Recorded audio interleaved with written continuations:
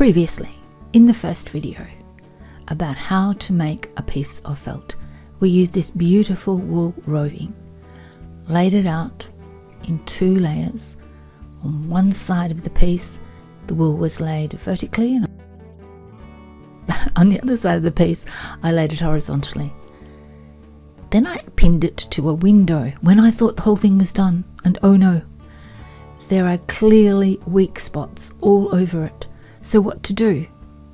This is what I came up with. In the lounge we had a glass top table, so I got my bedside light and put it underneath the table because I couldn't attach wool to something that was vertical, so I had to have something horizontal. I'm sure you get my drift. And then, being able to see those weak spots, I was able to lay down more wool. I'm kind of going to ignore the advice you're giving me now, which is, why didn't I do that in the first place when I did it in the other video? Why didn't I check then? Here's the thing, I make mistakes so you don't have to.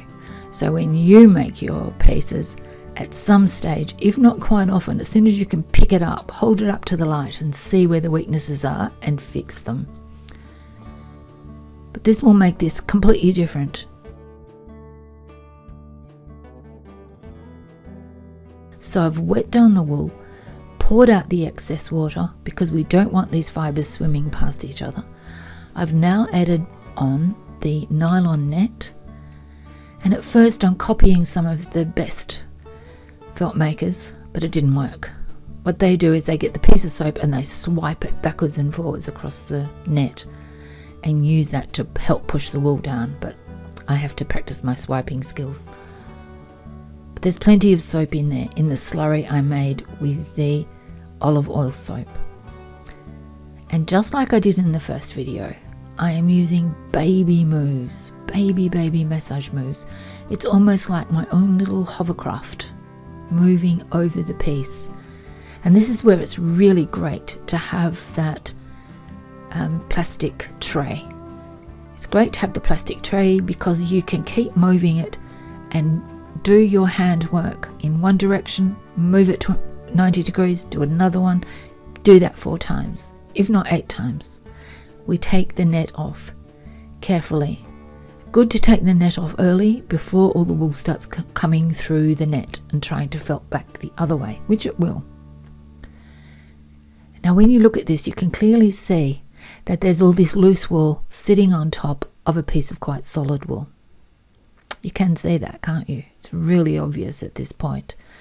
But we're not going to let that get us down. We're going to keep trying.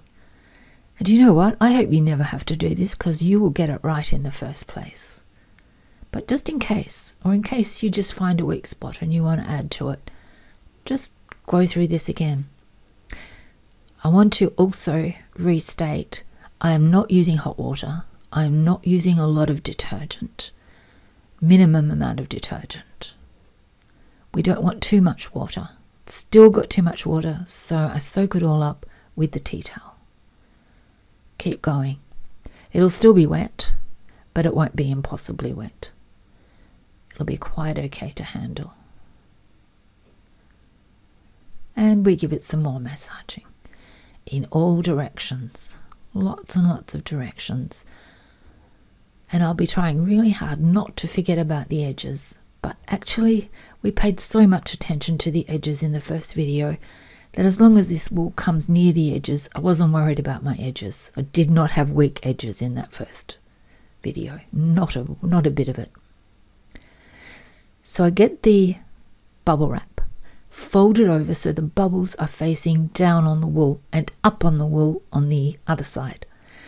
I get the sander, and this first part is the only true part. So this is how long I'm actually holding it for. This is sped up, this bit now. This is about 300 times reality. That's an exaggeration. No, it might not be. So just let it take as long as it takes. The vibrations really do help speed up the felting. Now, some of you are going to be saying, but Christine, you've got this on the wrong side. This isn't the side that you were working on before. This side seems to be really fine.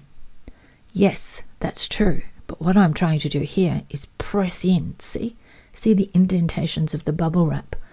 that shows that I'm pressing. So I'm trying to felt this extra piece by coming at it from the complete other side of the fabric and the airy side of the full felt. Does that make sense? I hope it does. So by pressing it from both directions, we're making the most of any opportunity we've got to add this other layer and have it stick. Don't forget your diagonals. It would be great if you subscribed. I would so appreciate it. It would be really, really good. And that's starting to look quite good. So it's time to get that soap out of there. There really is quite a lot of soap there. Now at this point, I must confess that somewhere in there was a gap where I got up, went to the tap and rinsed this very thoroughly. Kept rinsing it until there were no more suds coming out of it. Next move is to roll it. Rolling is a time-honoured, going back to ancient times, a way of making felt. Just rolling every surface and coming at it from all different angles. Something I've seen a lot of the European felt makers do is that lovely little wavy move where you just wave it. The next technique is just tossing it, dumping it. Can you see what I can see? Which is that is felting before our eyes. Those little wrinkles are the wool catching onto each other and felting and shrinking before your eyes. So we roll it from a different direction. Now all up, you need to roll it in all directions. Never just do one or two, or something in your piece is going to be uneven. So whatever system you have, whatever you decide to do that from all directions. Now again, this corner here, I need to shrink it a bit because it's a bit higher than the others. You'll get that. And it looks like you sort of need to trim it on the outside, but you don't. You need to just go back a bit if you need to and watch it again. You come in a little bit from inside the corner and it shrinks towards your hands. But despite what one might think, this piece is quite stretchy. And while it's still wet like this is a really good time to make sure that you've got it the size you want, the shape you want. And just see how that sort of gets out of kilter from all that work we just did. Because we know from the first video that these edges were quite straight, quite perpendicular, at the right angles to each other, lots of nice right angles on the edges. Now they've gone a little bit warped, and that tells us where we've been rubbing the most. So this is an opportunity to get that right. And you just keep working, paying lots of attention to where there are little bits of idiosyncrasy and doing some more throwing. So now, if there's any chance of this working, we've just passed it. It either has or it hasn't at this point. Because now we're getting into the fulling part of it, where we have shrunk it as much as we can. Now, something else I've done at this stage is to take that piece wet in a bowl and put it in the microwave and heated it up for about a minute. My microwave's pretty powerful, so a minute is more than enough. And there we have it. We're done.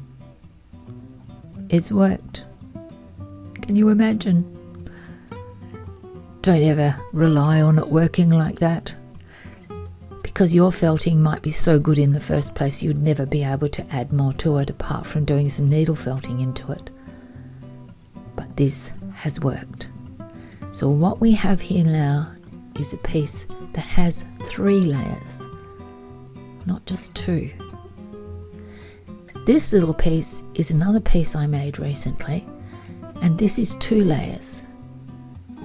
Can you see the difference between a piece that is 3 layers and how strong it is, and a piece that is only 2 layers? So can you add another layer? Yes, maybe, sometimes. All the best of luck with your felt making, and please do contact me and ask any questions. I'm always really pleased and thrilled to hear from anybody and would love to help you with your work.